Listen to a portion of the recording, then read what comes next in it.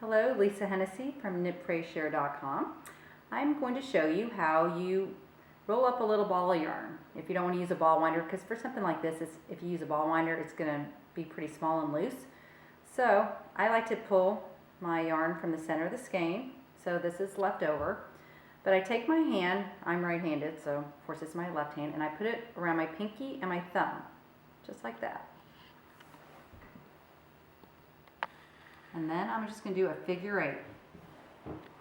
I'm wrapping around my finger and my thumb. My figure 8.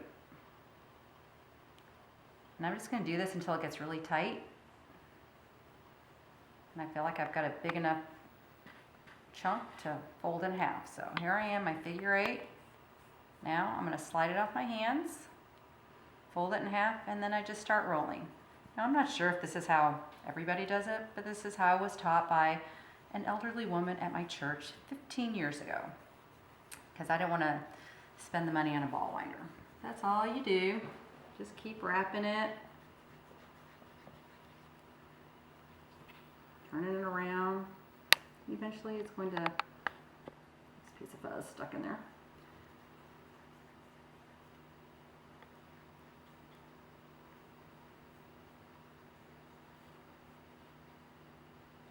Another piece.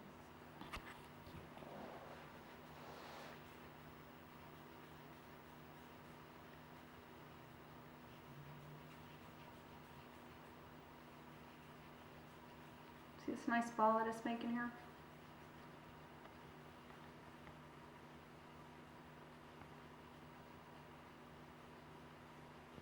But if you don't do this, then it's going to get all tangled by the time you get closer to the end of the skein.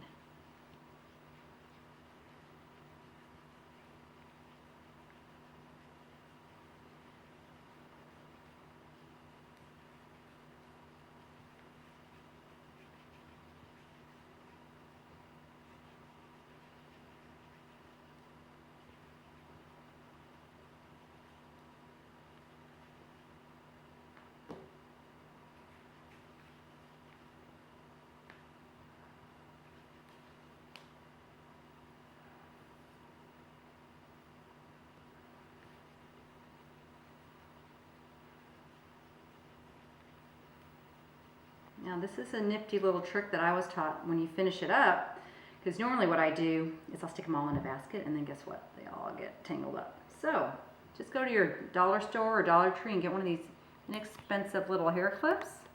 And they actually even have smaller ones, but this is all I have right now, so that's what I'm using. And just clip that end right there, clip it in. And then you won't lose it and won't get all tangled up with all your other yarns. So that's how you roll a ball of yarn from a skein of yarn that's not totally finished.